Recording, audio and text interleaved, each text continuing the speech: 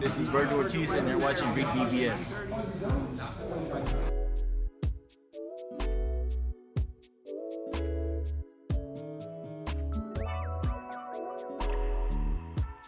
REED-BBS, BBS. Checking out some videos from the grand arrivals of the Ring 4 Night of the Champions card, and a question was posed. All of the main card fighters were asked, who is the best fighter on this card other than yourself? Or words to that effect. Of course, we got an impressive stable of fighters on this card. We got the young stud, Abdullah Mason. We got the Mexican monster, David Benavidez. We got Devin the Dream Haney. We got Brian Norman Jr. We got Anthony Yard. We got an impressive list of fighters on this card. But the answer is fucking obvious. Come on. The answer is obvious. Bam. Whoa, bam. Bam. Rodriguez. Jesse Bam Rodriguez. God damn it. 22-0. 15 KOs. Top 4 in the world pound for pound. No, I don't have Bam top 5. I got Bam top 4 in the world pound for pound. I got Bud, I got Usyk, I got Inoue, and then I got Bam. Now that Vasily Lomachenko has officially retired, the official pivot king, the king of all pivots in boxing, Jesse Bam Rodriguez. Bam is an official feint meister also. He's a feint meister. He's a feint meister. Former WBO and IBF champion at the 112-pound flyweight limit, current WBC, WBO, and Ring Magazine champion at 115 pounds, the super flyweight division. Getting back to best fighter of the Ring 4 Night of Champions card, it's a 3-horse race. It's admittedly a 3-horse race. We got Benavidez, we got Dev, and we got Bam. Benavidez, if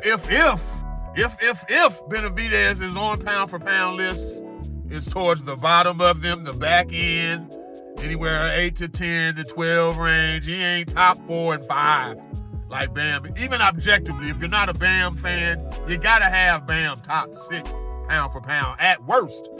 And you can't have Benavidez that high on any pound for pound list. Besides the fact that now that Benavidez has moved on up in weight, he's finally pulled the Georgian Wheezy and moved on up. He hasn't looked as impressive. Bam's moved up.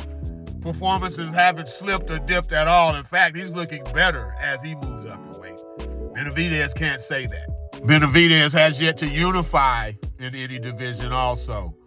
He was just emailed the WBC light heavyweight title. He was, of course, WBC super middleweight champion twice.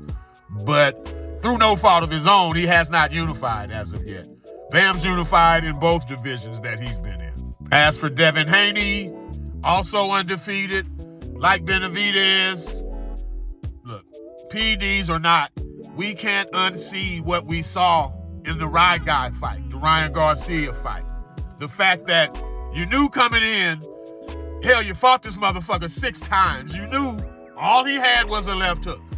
Nonetheless, repeatedly, DevinHaney was clipped with left hook after left hook after left hook.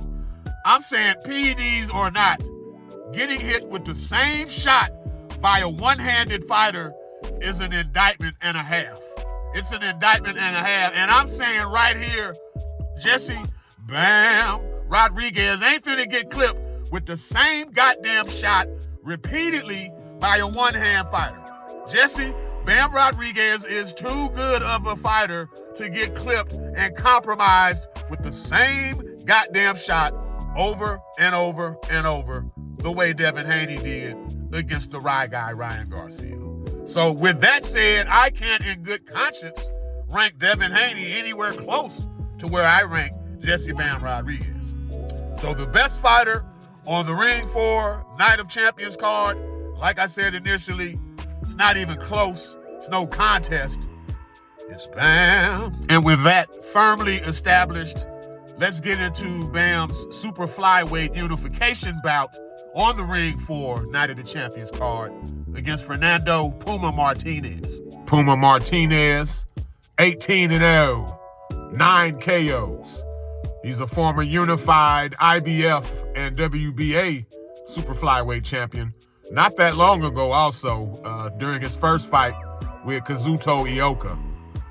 Of course, sanctioning body weirdness being what it is, he was stripped for going to the rematch, an immediate rematch with Ioka, stripped of the IBF title, which keeps him in place as the WBA champion for this super flyweight unification with Bam. PUMA is 9 years older than Bam. He's a couple inches shorter. He's got a 2 or 3 inch reach deficit. And I've said this about Naoya Inoue, and I'll say it about Jesse Bam Rodriguez. I can't see a smaller guy, a naturally smaller man, or even a man his own size beating him. Guy that beats Bam is gonna be a longer, rangier guy, or just a naturally bigger dude. And PUMA Martinez ain't it. Now, mind you, PUMA's rough, he's aggressive, he's a come forward, strong, pressure fighter.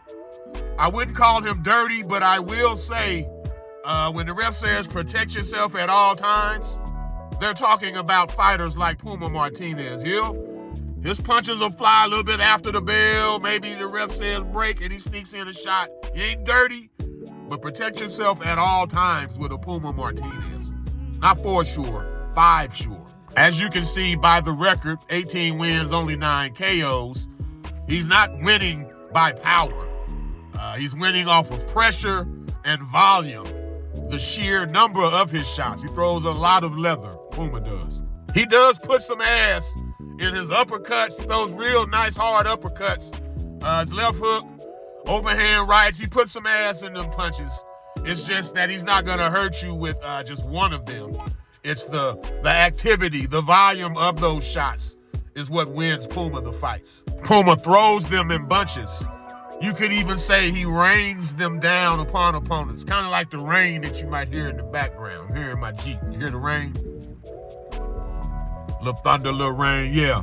PUMA, he rains down punches on his opponents. PUMA's the type of dude, you better hit him with some shit. You better hit him with some shit and quickly, early in that fight, or he's not gonna respect you at all and he's going to eventually overwhelm you. Just ask Kazuto Ioka. That's exactly how that fight played out. From Jump Street, Fernando Martinez, PUMA was all up in him, just raining punches on him, and there was nothing Ioka could do to hold him off. He wasn't stopped, but he was just overwhelmed by volume and lost his title in a unification fight. Back to my point about earning PUMA's respect early, that's exactly what I expect Bam to do as early as the very first round. He's gonna show PUMA there's a price to pay for just walking up in here, bro. My only question is, which approach does Bam play out the most? He could sit back and allow PUMA's aggression to just walk him on in and pick him apart slowly and stop him in about 6 or 7 rounds. Or he could say, fuck it, plant his feet and go to war with this guy. Since he's not a big puncher, and since this is a very big occasion, probably the most eyes Bam will have had on him to this point. I know he'll want to impress. He may say, fuck it, this guy can't really hurt me with power.